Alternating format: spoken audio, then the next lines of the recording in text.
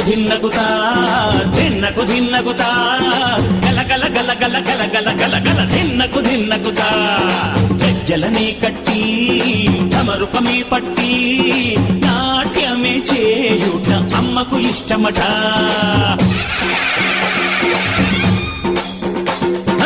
ఊరే ఊగేల ఇయ్యాలి హారతి,